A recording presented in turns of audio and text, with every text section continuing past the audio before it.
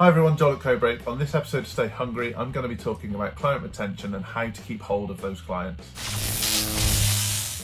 A few years ago, I was working with a client and we transformed their marketing. We got them some really good ads working and a really good campaign. They were a car leasing company, so really easy to relate the marketing and the sales. You know, the more marketing they did, the more the sales went up, and the cleverer the marketing, the better the sale. So we were really pleased with the results we were seeing. And I almost took that for granted. I thought they'd put two and two together and say, well, we've increased our marketing activity, we're doing a good job of that, and sales have gone up. And then the phone rang. Hi Joel, we want to cut our marketing spend, actually turn our marketing off for a little while because we're too busy to cope. And I hadn't factored that in at all. I hadn't been in communication with the client on that level to talk about what they would do with the new business when they got it.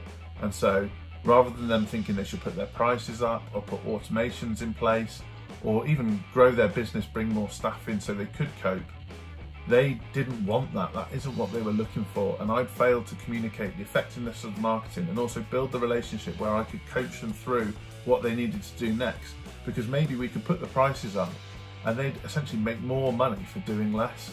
But we hadn't got to that position, and that was my mistake. Now, 99% of businesses make this mistake.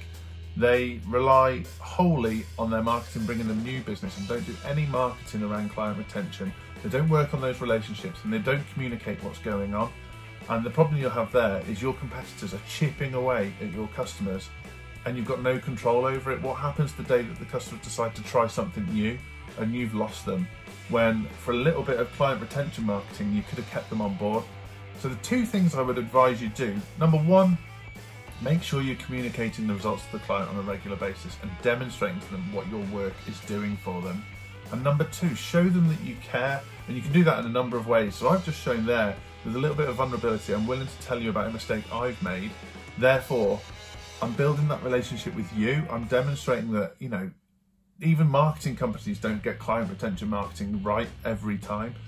And that's what you need to show, that you actually care about their results, you care about the transformation to their business, and therefore care about whatever it is, whether your product or service transforms their life and makes their life better. And that's where you start to get into a position where client retention becomes a really processed, systemized thing that works well for your business. If you'd like to know more about client retention marketing and the kind of things you can put in place to make sure you're touching base, looking at milestones and communicating with your clients, don't hesitate to book a free Q&A discovery call with myself or Andy on our website. We'd love to hear from you. All right, take care, stay safe.